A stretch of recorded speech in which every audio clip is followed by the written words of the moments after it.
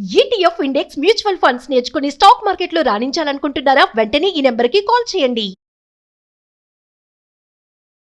అమ్మ నమస్తే అమ్మ. నమస్తే డాక్టర్. అమ్మ జీవితంలో గెలవాలి అంటే మనం అనుకుంది సాధించాలి అంటే మన వెనకాల బోల్డ్ అన్ని విమర్శలు వస్తూనే ఉంటాయి. ఏది చేసినా కూడా ఏది చేసినా నువ్వు కూర్చున్నా లేచినా తుమ్మినా దగ్గినా ప్రతి దానికి అయితే చాలా మంది ఏమైపోతుంది అంటే కొంచెం సెన్సిటివ్గా ఉన్న పర్సన్స్ దాన్ని మైండ్ తీసుకొని వాళ్ళు పాపం కాన్సన్ట్రేట్ చేయలేరు. ఎంతో టాలెంట్ ఉంటుంది, చేసే పని ఆపేస్తారు మధ్యలో. ఆపేస్తారు. సో దీని వల్ల పాపం వీళ్ళు అనుకుంది సాధించలేకపోతారు. మరి నిజంగా ఒక మనిషి ఏదైనా అనుకుంది సాధించాలి అంటే ఫస్ట్ విమర్శలను ఎలా ఎదుర్కోవాలి? విమర్శలను ఎదుర్కోవడం అంటే ఏంటంటే ఫస్ట్ నా మీద నాకు నమ్మకం ఉండాలి. Right, so exactly. నేను చేసేది కరెక్ట్ కాబట్టి మీరు ఎన్ని విమర్శించినా కూడా ఎస్ నేను కరెక్ట్ చేస్తున్నాను.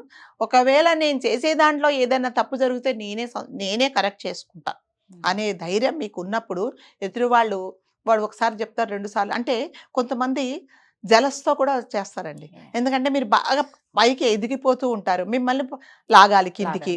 అప్పుడు ఏం చేస్తారు, ఏదో ఒకటి మిమ్మల్ని అంటారు. అన్నప్పుడు మీరు ఏం చేస్తారంటే అవునా నిజమేనా, నేను ఒకవేళ ఈ పని చేస్తే నిజంగా నేను ఏమైనా నష్టపోతానేమో, వీళ్ళందరూ నన్ను క్రిటిసైజ్ చేస్తారేమో, కాబట్టి నేను చేయకుండా ఉంటా. అప్పుడు ఎవరు నష్టపోతారు, మీరు నష్టపోతారు, నేను లాభపడతా. ఎందుకంటే మీరు బాగుపడితే నేను చూడలేను కాబట్టి నేను మిమ్మల్ని కాళ్ళు పట్టుకొని ఎలా లాగుతున్నాను, మీకు మైనస్ పాయింట్స్ చూపించి నేను లాగేస్తున్నా. కాబట్టి దానివల్ల నష్టపోయేది ఎవరు, మీరే, నేను లాభపడతాను. కాబట్టి విమర్శలు అనేది కొంతమంది ఒక బ్యాచ్ ఉంటుందండి, మన కామెంట్స్ రాయడానికి ఒక బ్యాచ్ ఉన్నట్టే ఒక బ్యాచ్ ఉంటుంది. వాళ్ళకి అంతసేపు వచ్చి ఎదుటోడు ఏం చేసినా తప్పులు వెతకాలి, వాడిని విమర్శించాలి కదా. ఆ విమర్శలు ఎలా ఉంటాయంటే మిమ్మల్ని పాడు చేసేలాగా, మీరు బాగుపడేలాగా ఉండదు, మీరు పాడేలాగే ఉంటాయి. కాబట్టి మీరు ఫస్ట్ మీరు గ్రహించుకోవాలి, నిజంగా కావాలని చెప్తున్నాడా లేకపోతే నిజంగా నేనేమన్నా కరెక్ట్ చేసుకోవాలి. కొంతమంది నిజంగా మంచి విమర్శలు ఉంటాయి. ఎలాగంటే మీరు చేసే పనిలో ఏదన్నా తప్పుగా కనిపిస్తే, సపోజ్ మీరు ఒకటి రాస్తే అది నాకు కొన్ని తప్పులు కనిపించాయి. నేనేం చెప్తానంటే, రాధగారు ఇది బాగా రాశారు కానీ 2-3 చోట్ల తప్పులు ఉన్నాయి అని నేను అన్నప్పుడు అది నిజంగా సద్విమర్శ. అవునా, నేను కరెక్ట్ చేసుకుంటానండి అంటే అయిపోయింది. కానీ మీరేం చేసుకుంటారంటే కొంతమంది, అవునా అంటే నాకు అసలు రాయడమే రాదా, నేను అసలు రాయడమే ఆపేయాలా అనేసి ఏదైనా సరే మీరు ఆపేస్తారు. కాబట్టి ఆ సద్విమర్శలను నేను తీసుకొని నేను కరెక్ట్ చేసుకునేలాగా ఉండడం కూడా ఒక మంచి లక్షణం అండి అది. అంతేగాని ప్రతి ఒక్కరూ నన్ను విమర్శిస్తున్నారు అని అనుకుంటే నేనేమైనా కరెక్ట్ చేసుకోవాలా, ఫస్ట్ నన్ను నేను కరెక్ట్ చేసుకోవాలనేది ఏమన్నా ఉందా, వీళ్ళు నాది ఉండే తప్పులే ఎత్తి చూపిస్తున్నారు కాబట్టి నేనేమన్నా నా మిస్టేక్స్ నేను కరెక్ట్ చేసుకోవాలనేది కూడా చాలా ఇంపార్టెంట్. కొంతమంది నిజంగానే నేను మళ్ళీ చెప్పినట్టుగా అసలు వాళ్ళ పనే అది, మీరు ఏ పని చేసినా కూడా విమర్శలే. సో నేను ఇదేంటి నువ్వు ఇలా చేసావు, ఇదెందుకు ఇదే చేసావు, నువ్వు అది ఎందుకు ఇక్కడ పెట్టావు, నువ్వు ఎందుకు ఇప్పుడు నిద్ర లేచావు, నువ్వు ఎందుకు అక్కడికి వెళ్ళావు, ఎందుకు ఇవన్నీ తప్పులే. అవును, ఇవన్నీ తప్పులే. అప్పుడు నేనేం చేయాలి, నాకు కాన్ఫిడెన్స్ ఉంటే ఎస్ నేను అది ఎందుకు పెట్టానంటే నాకు అవసరం ఉంది కాబట్టి నేను పెట్టాననే కాన్ఫిడెన్స్లో మీరు చెప్పాలి. అవునా ఇది నేను పెట్టాను, ఇది తప్ప అని నేను కరెక్ట్ చేసుకుంటే మరి నన్ను నేనేం ప్రూవ్ చేసుకుంటా కదా. నన్ను నేను ప్రూవ్ చేసుకోవాలి అంటే ఫస్ట్ నా మీద నాకు నమ్మకం ఉండాలి, నేను చేసేది కరెక్ట్ అనేది నేను అనుకున్నప్పుడు మీరు ఎన్ని విమర్శలు చేసినా ఐ విల్ గో హెడ్. అంతేగాని ఎంతసేపు వచ్చి వేరే వాళ్ళు విమర్శిస్తున్నారు అంటే మీరు ఎదుగుదల అనేది మీరు ఆపుకుంటున్నట్టు. కాబట్టి ఎప్పుడైనా సరే విమర్శలు చేసేవాళ్ళు ఎందుకు చేస్తున్నారు, ఇందులో నేను మళ్ళీ చెప్తున్నా, ఏమన్నా కరెక్ట్ చేసుకోవాలంటే తప్పకుండా నేను కరెక్ట్ చేసుకుంటా.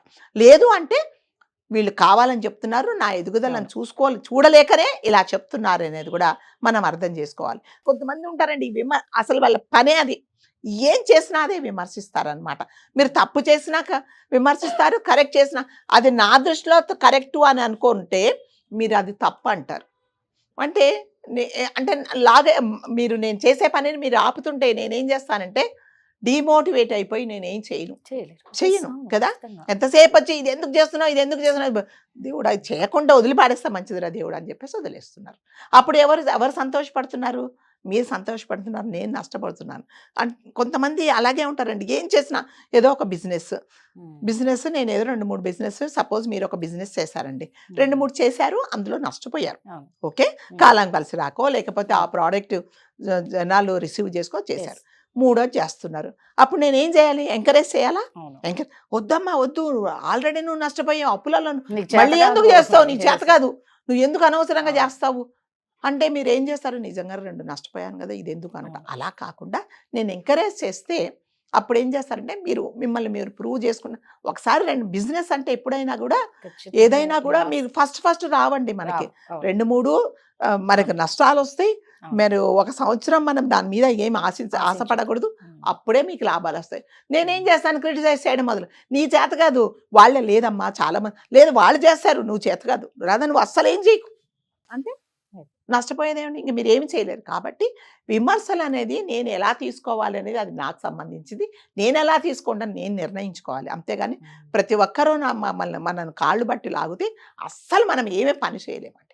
అవును. కాబట్టి విమర్శలు అనేది మనము సద్విమర్శలు.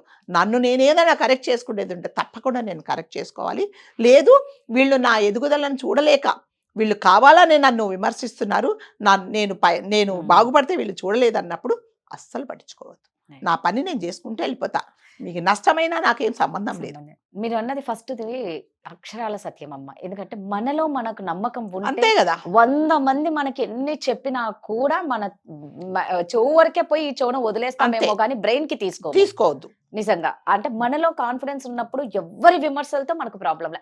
బట్ విమర్శిస్తూనే ఉంటారు, ఇంట్లో వాళ్ళైనా అంతే. బయట వాళ్ళైనా. విమర్శించినా కూడా మనం చెప్పాలి, ఇగో నీకు నచ్చలేదు కదా నేను చేసి చూపిస్తాను ఛాలెంజ్ ఛాలెంజ్ గా గా తీసుకొని చేస్తే రేపు పొద్దున నిజంగానే మీరు బాగా లాభాలు వచ్చి అమ్మ నేను ఇది చూసారా, మీరు ఆ రోజు అన్నారు చూసారా, నేను బిజినెస్ లో ఎంత అప్పుడు నేను నోరు మూసుకుంటా. కాబట్టి మీరు ఎప్పుడైనా మీ మీద ఎవరైనా సరే మీ మీద మీరు నమ్మకం పెట్టుకోండి, తప్పకుండా జీవితంలో పైకి ఎదుగుతారు. Thank you.